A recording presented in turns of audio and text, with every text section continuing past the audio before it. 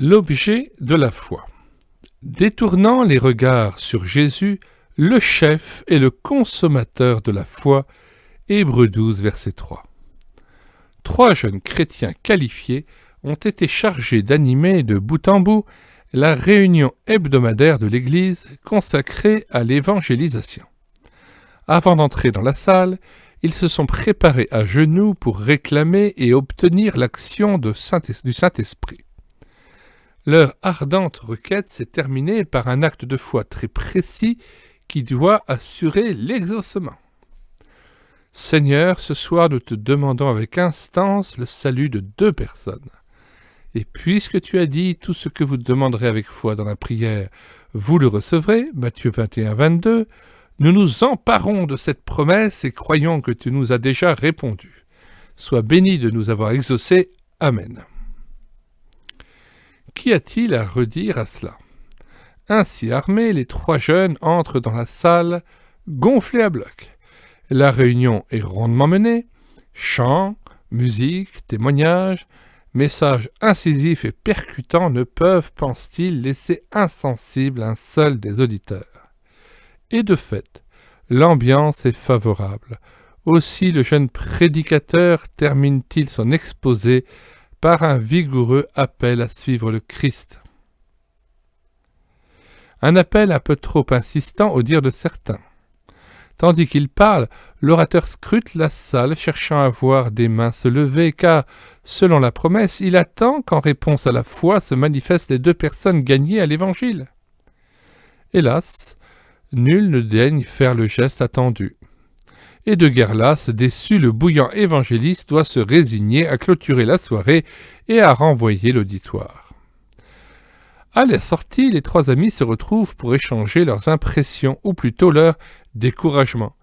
Pourquoi donc l'auditoire, apparemment ouvert, est-il resté insensible au moment de l'appel? Et Dieu aurait-il menti? Les promesses du Seigneur seraient-elles sans lendemain? Ou bien y avait-il un obstacle à l'exaucement de leurs prières? Vraiment, ils ne comprennent pas. Leurs yeux s'ouvriront quelques jours plus tard lorsqu'ils apprendront que l'évangile prêché a produit de beaux fruits. Ils sont à la fois humiliés d'avoir ainsi douté et réjouis d'expérimenter la fidélité de Dieu. Oui, il tient ses promesses. Après tout, un acte de foi, même exprimé avec force par 3 personnes convaincues, peut camoufler une bonne dose d'incrédulité. Ce fait mérite réflexion. Premièrement, l'acte de foi le plus sincère ne nous autorise pas à exiger de Dieu qu'il s'exécute sur le champ ou dans les heures qui suivent. Qui sommes-nous pour lui dicter sa ligne de conduite? Qui aura l'audace de lui ordonner quoi que ce soit sous prétexte que l'on s'est emparé par la foi d'une promesse de l'Écriture? Le Seigneur tient trop à sa souveraineté pour qu'on l'oublie. Et si dans sa sagesse il tarde à se manifester, c'est certainement pour que nous en prenions conscience. Sans doute aussi pour que nous découvrions notre peu de foi en constatant les doutes qui l'accompagnent. Et puis, le contenu de nos demandes est parfois si éloigné de la pensée de Dieu.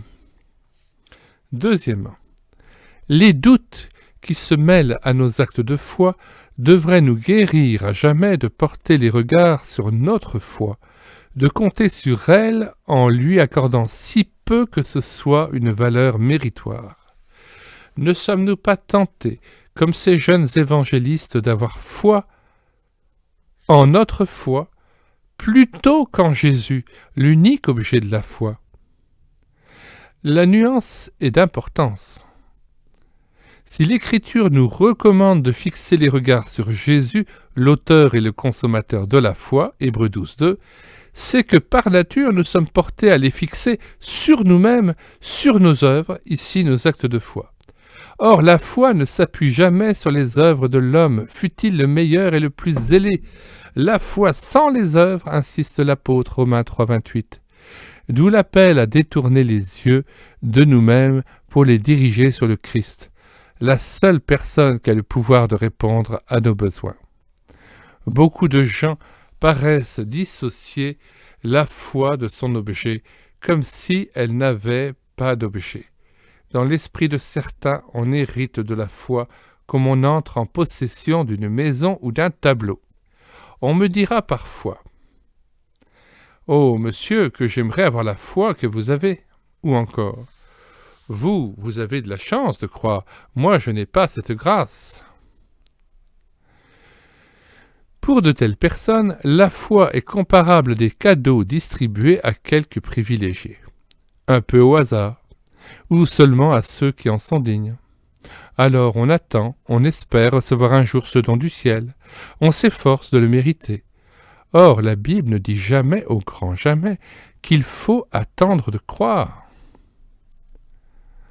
En note 1, M. Adoul signale « Il est vrai que la foi est un don de Dieu. Certes, il accorde la grâce de croire, Philippiens 2, 29, mais à ceux qui ont la volonté de croire. D'où l'impératif « Croyez ».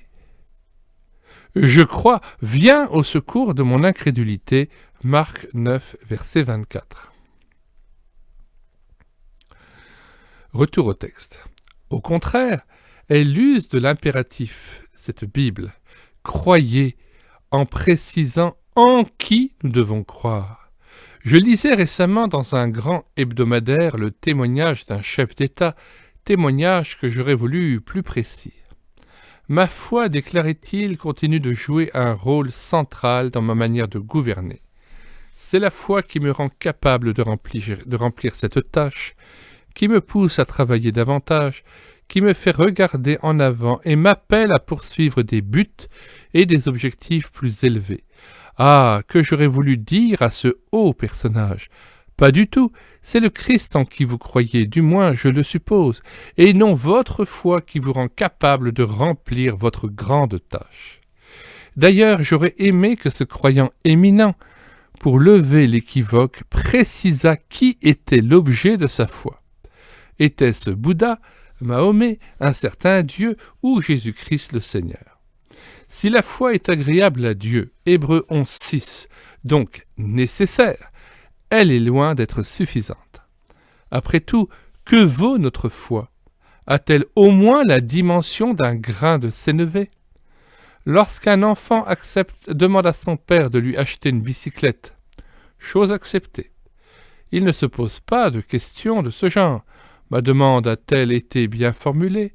Ai-je montré assez de confiance en la parole de mon père? Ai-je parlé assez fort avec suffisamment d'insistance? Certainement pas.